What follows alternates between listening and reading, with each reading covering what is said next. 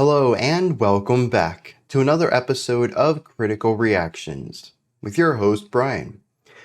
It is Monday. We're going to start a brand new theme as we typically do at the beginning of weeks. This one being unusual music or non-typical music or just music that isn't the kind of music you normally hear. We're going to be kicking it off with some Venetian Snares. I believe the title of this track is called Hajnal. Y'all can correct me if I'm wrong on that. Let's dive in, see what Venetian Snares is bringing to the table today.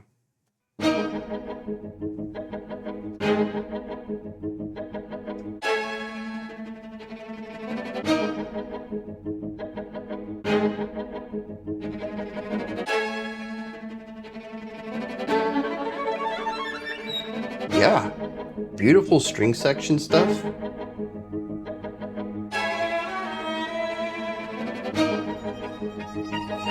Lots of intensity.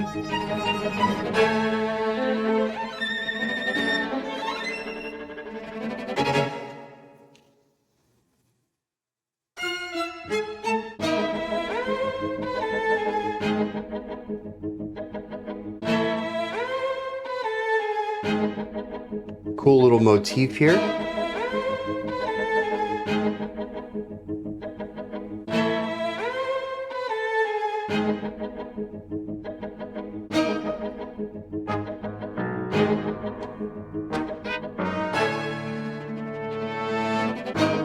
Yeah, so we have a nice 7 pulse going on.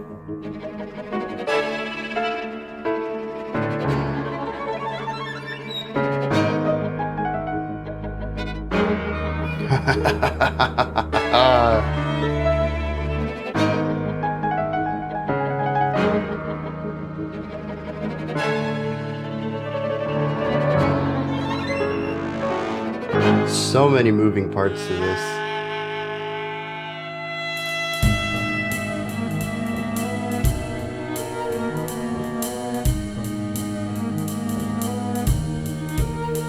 Still retaining the 7, but we have this swung percussive bit coming in.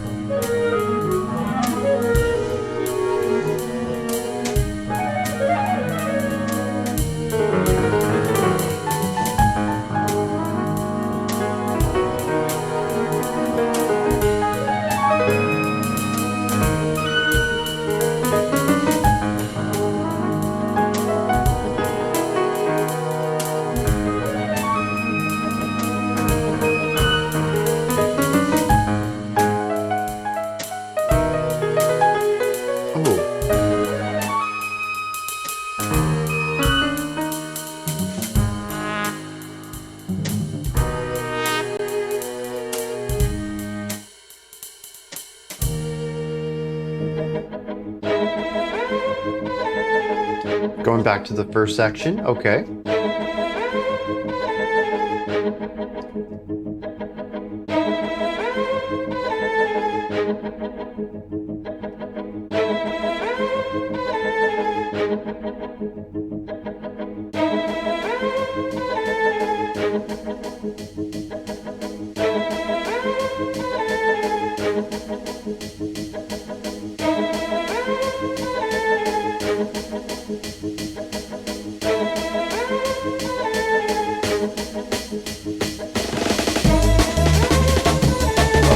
Okay.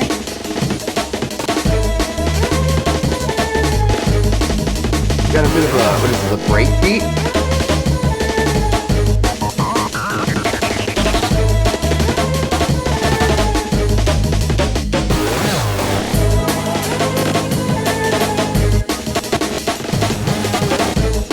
There's so much fuzz and compression to that.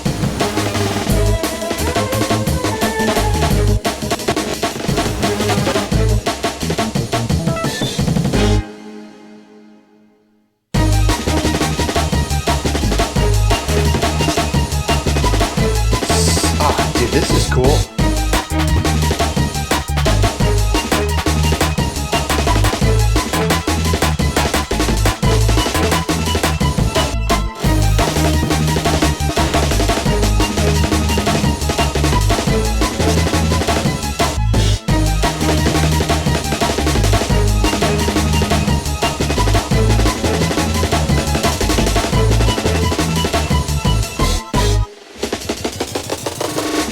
interesting harmonic stuff going on there too.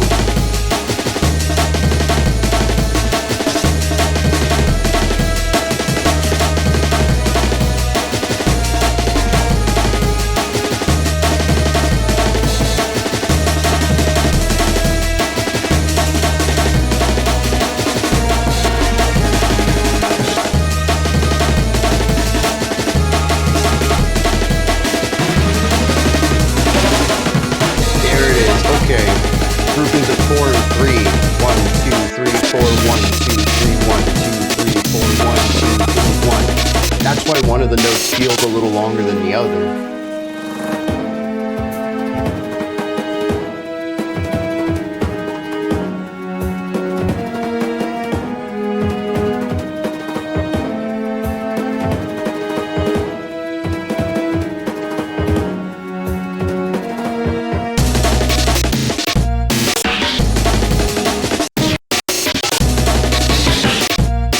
Absolutely filthy production on this percussive stuff.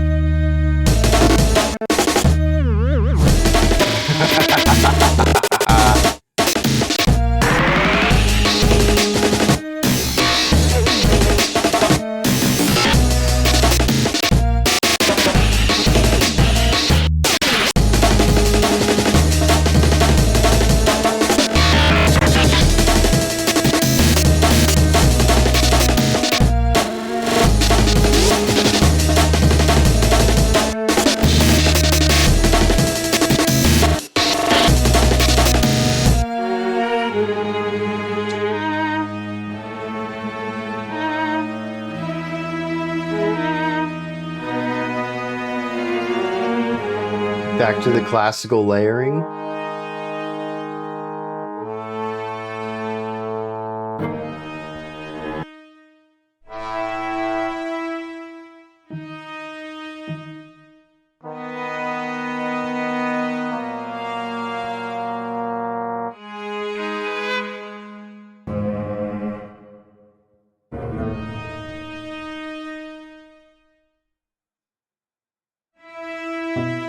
I don't think it's going to happen, but I'm kind of hoping we return back to that opening theme.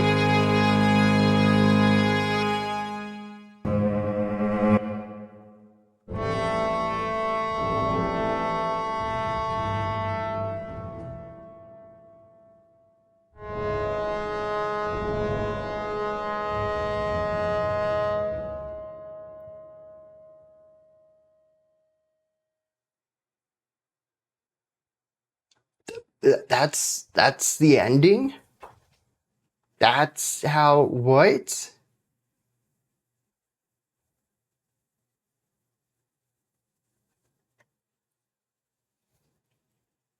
What? It's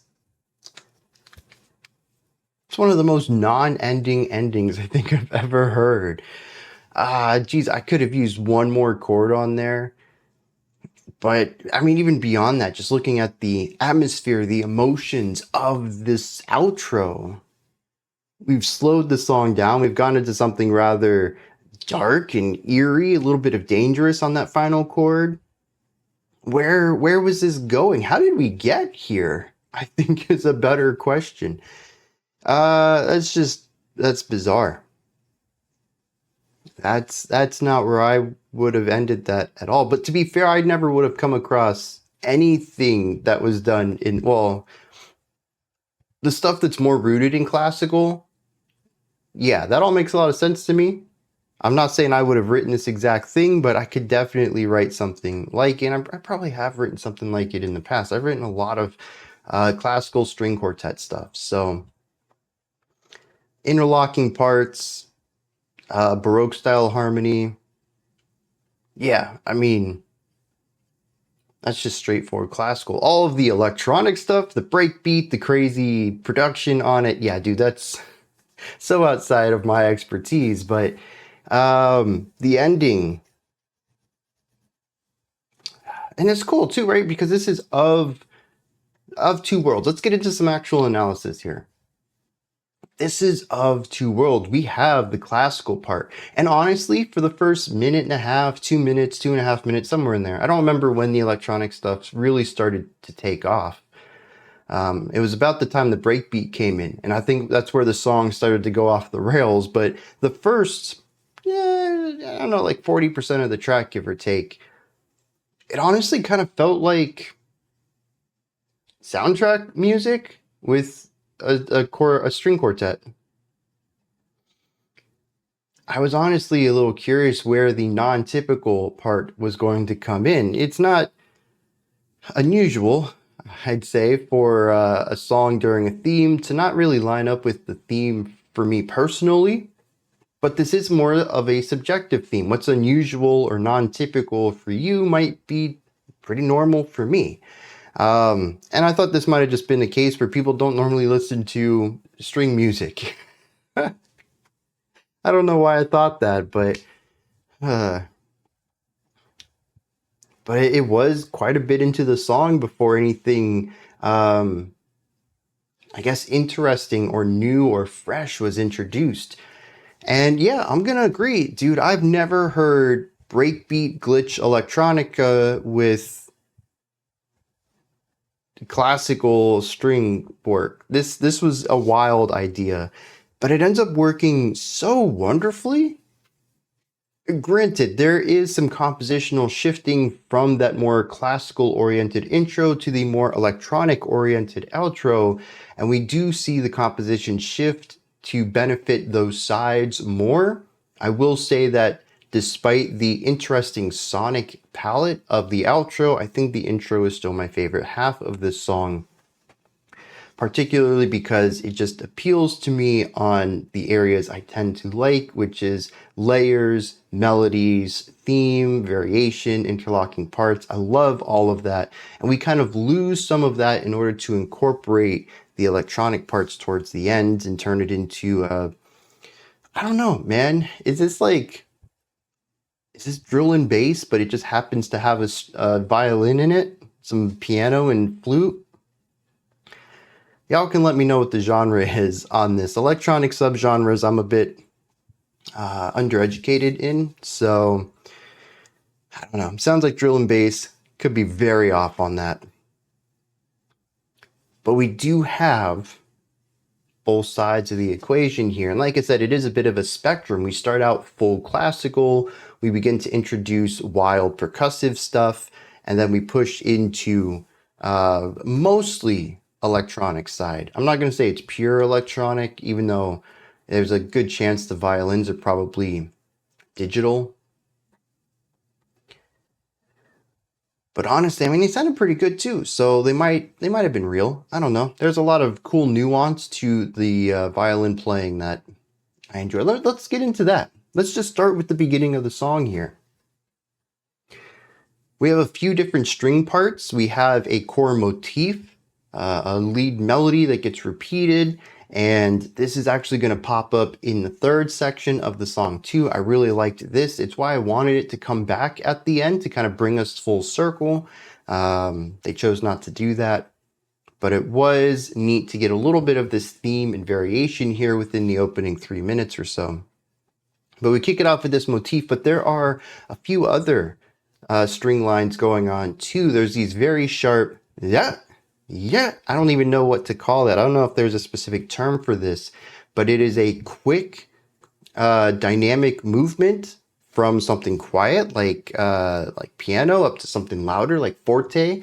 And there's also a pitch element to it. We're going from a lower note to a higher note, and it's very sharp. It's very quick. It happens in the span of a beat. We just kind of scoop into that note and then cut it off. And it's interesting because when I think about it in the moment, I'm like, dude, this is a long amount of time. There's a lot of movement to it. But in the moment, it feels very sharp and quick. It's like a staccato note, a sharp accent. It's interesting how it can embody both this width and this thinness simultaneously. Very cool ideas.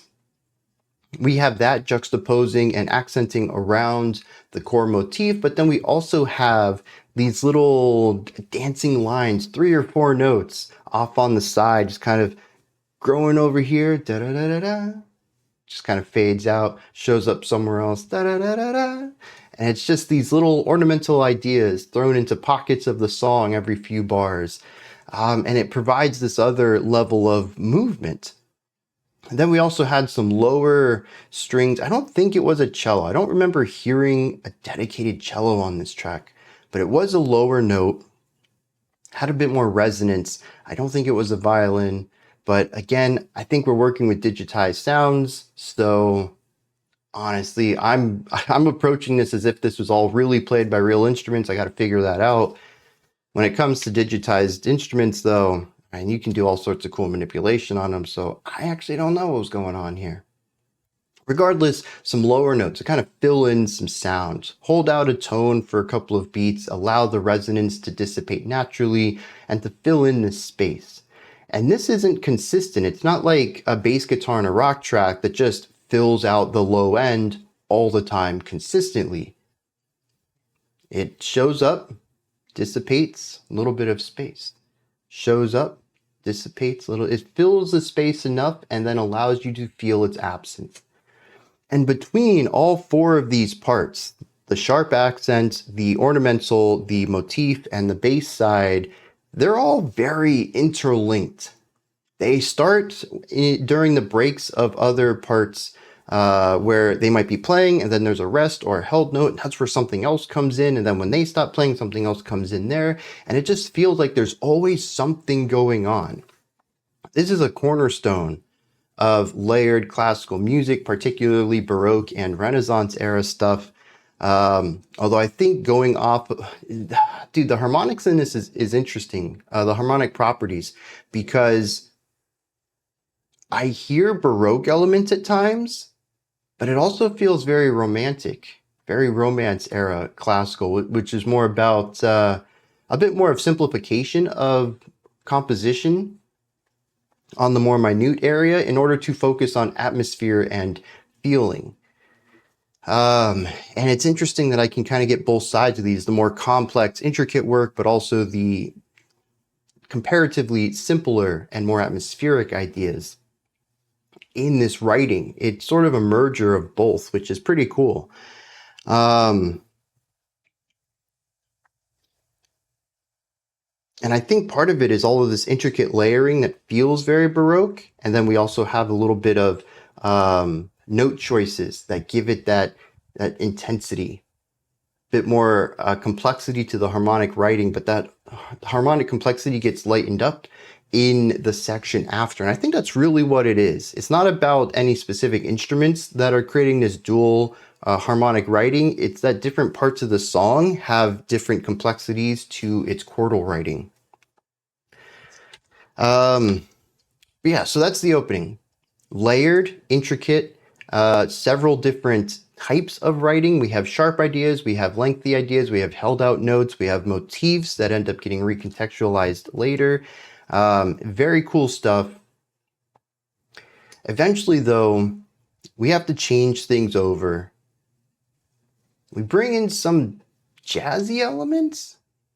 I don't know if I would call this straight up jazz, but we do have a drum kit, lots of cymbal work with swung eighths. And that just means that if you play 2 notes per beat, that's an eighth note in 4/4 anyways.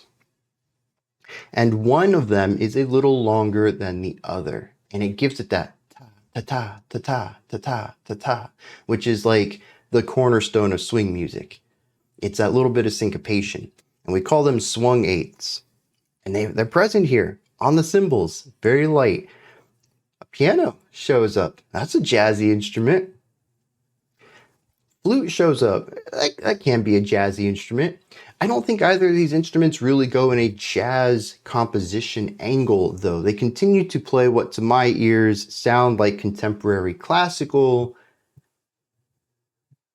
but just with some very syncopated, swung percussive stuff going on. It's an interesting combination. The violins are also played here intermittently, not quite as prominent as they were in the others in the previous section, but still present here. We're still playing around with these layers, but they're less connected, less intricate, more layering up on specific key notes to create pulses and rhythms and to build out this atmosphere, rather than be something a bit more like complex cogs in a watch, right? It's an interesting contrast that presents a very different feel and emotion to the song. But I don't really have much else to say beyond that. It was an interesting choice to get here. It doesn't really tie back to anything, though. It doesn't really go forward anywhere. It feels isolated. At the time, I was thinking, hey, maybe we're just going to have a bunch of unique ideas, right? We do some classical, do some jazz. The electronic drumming came in the next section. I was like, okay, that's kind of cool. But the thing is, in this third section, the electronic drums come in. We get this wild breakbeat, and it's paired with the violins of the beginning. And this pretty much takes us to the outro of the song. Electronic sounds, glitch production, we got the breakbeat going on, and the violins. That whole semi-jazzy bringing the piano and flute thing, we don't really get too much of that through the rest of the song. It felt like contrast for contrast's sake. I enjoyed it, sure, it was a cool idea. I wish we could have expanded it or brought it back later in the song or did something to cement its purpose within the larger song. But we didn't. It just kind of stands there as a unique point in this track. And I don't know what to make of it. But once this breakbeat comes in, the song just goes off the rails. It is wild. I don't know what to even say about most of this. It's funny because on Saturday we checked out, what was that band? Frontierer with the album Oxidized. And while I don't really have a lot of similarities between these two groups, that one, Frontier being mathcore, they do use a lot of really wildly produced sounds that sound glitchy and distorted and just wild. Sounds I don't normally hear in music. And I'm hearing that same thing here. You got this crazy breakbeat, you kind of have a melody going alongside it, and then out of nowhere you'll have out on the side. I mean, these sounds are pushed way out to the edges. These really quick, warbly, gritty tones. Like there's a lot of dissonance here and creating a lot of warble in the harmonies and then amplified. And it just, as soon as I heard that, I had flashbacks to Frontier over the weekend. That's kind of wild. I don't expect to ever make that connection. That's one of those sounds that you hear once in your life and then you just, not hear again for years. And now I'm back to back. I don't know. I'm not going to say that if you enjoyed this, you're going to enjoy Frontier, but if you really like those wild sounds that you heard at the end of this track, maybe check it out. It's an intense album, though. I'll say that. But we have this breakbeat, which is just, it's a lot. Lots of snare, lots of bass kick, really quick alternating between the two of them. There's rhythmic syncopation in there. It's groovy, but intense. Then you have these sounds just going off on the outside, and I don't know what to make of those. It's just noise. They're kind of nice as a way to cap off every 2 or 4 bars, give or take. But I mean, this is like a producer's dream. I'm not a producer. I don't know how to talk about this because I honestly don't know how it's made. I'm very outside of my depth here, which is very interesting coming from the in-depth stuff I talked about in that opening classical bit. So this is, it's the waters rising, and I'm realizing that it's over my head now. This is not where I'm comfortable. It's not where I belong. It's not where I have any expertise in. And all I can say is it's wild. You have the violins on the outside, but like I mentioned earlier in the video, we've kind of lost some of the more intricate stylings of it. We just have 1, maybe 2 violin parts. I remember a flute showing up very for a short time somewhere in here, a little piano lick maybe, but we've kind of lost them being predominant in the mix. And a lot of this comes down to just a glitch electronic that happens to have a violin every once in a while. And on the one hand, I am incredibly enamored by this. Like I said, this is not the kind of music I make. I don't really work within digital sound production at all. Even if I'm going to use electronic instruments in my writing, it's pre-made presets that came, with the synthesizer or something. I don't go out and make my own sounds like a lot of these electronic guys do. It's very impressive that they can have a sound in their head. And first of all, the sound is in their head at all. When I write music, it's for instruments. Like, it never dawns on me, hey, I should put the synthesizer tone in there. I mean, that's just not where my mind goes. So for them to be in that direction already is very cool. It's such a different experience than mine. But for them to say, this is the sound I hear in my head, then go out there and make that sound, and for it to be as, I'm going to use this word as endearingly as I can, as alien of a sound as some of the ones are in this track, it's just a very different perspective on making music, and a totally different skill set. And I have nothing but adoration, and I'm enamored by it. I've said this about electronic artists in the past. It's a skill set I don't have, and it's like watching someone play an instrument that I can't. It's just like, dude, I wish I could do that. And that's where I am with some of this stuff. And some of these tones in here, I'm like, dude, I wish I could do that. I don't know when I would ever use it, but it's a pretty cool skill to just have. I don't even know where to start though. And I guess that's about as much as I can put on with this, an appreciation for the art, not so much of an analysis of how or why it might have been used. But then this takes us to the outro of the song, which it feels like it slows down quite a bit, not because the breakbeat disappears, although that does help with the feeling of speed, but because we literally drop tempo here. The song becomes an emphasis on holding out these really long chords, and then silence. Then another long chord, and then silence. And these chords, the rest of the song has a little bit of bite to it harmonically, but I never really got anything dark or eerie, ominous, dangerous out of it. But these final few chords absolutely felt like I was playing with fire. I was somewhere I should not have been. It started out all fun and games. I love the violin stuff, but I tread too far down this path. Now I'm lost in a place where I'm not supposed to be.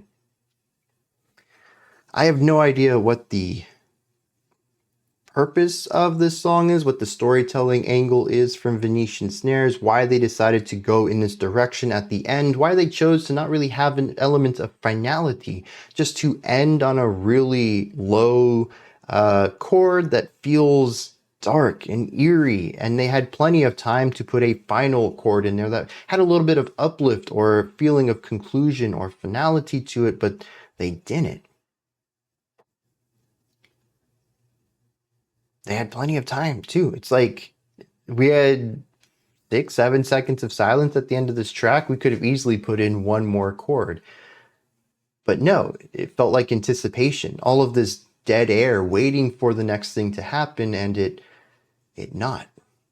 Maybe the feeling of starting out free and safe and moving into more unrestrained, chaotic, noisy, glitchy sounds, and this movement from safe to dangerous is the story that's being told here. Maybe it's not. This is how I felt getting through it though.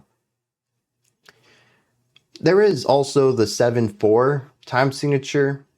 It can feel like 6. Well, here's the way I count it often is groups of 4 and 3. So it frequently feels like we're losing something. It feels like it should be 4 and 4, but we've lost that beat. And it feels like we stumble into the next bar quite frequently. I don't know if that is purposefully chosen or if maybe the breakbeat that this whole thing was built around was a 7-beat breakbeat. So it's like, all right, let's build the song around 7. I don't know if there's a narrative purpose for it. It does feel like something's missing, but if we were going to go with this journey of safety to danger, we probably would have started in 4/4 and moved into the alternating 4 and 3 later on in the track, but that's not how it happens. So I don't know how I should read the time signature, but it is something that defines the song. Every part of this track is based around this pulse of a full bar and a 75% full bar, and alternating between the two of those. With no lyrics on this one, I have nothing else to dive into, so let's wrap this up. These are my thoughts on Venetian Snares Hajnal. Let me know what you thought of this. If there's anything that stood out to you, anything you'd like to add on to what I said or correct me on, maybe you have your own opinion or perspective, your own interpretation of this track, please put all of that and any other thoughts you have down into the comment section. Above that, in the description box, you'll find a link to Linktree. Takes you here. You can find links to my music, ways to support the channel, a link to the Discord server, and so much more. Above that, if you could, like, subscribe, and ring the bell. I greatly appreciate all three of those. That wraps it up for today, but I'll be back tomorrow, 5 p.m. Eastern Standard Time, 9 p.m. UTC as usual. Until next time, remember to be critical, not cynical, of the music you listen to, and have a fantastic morning, afternoon, or evening whenever you choose to watch my videos.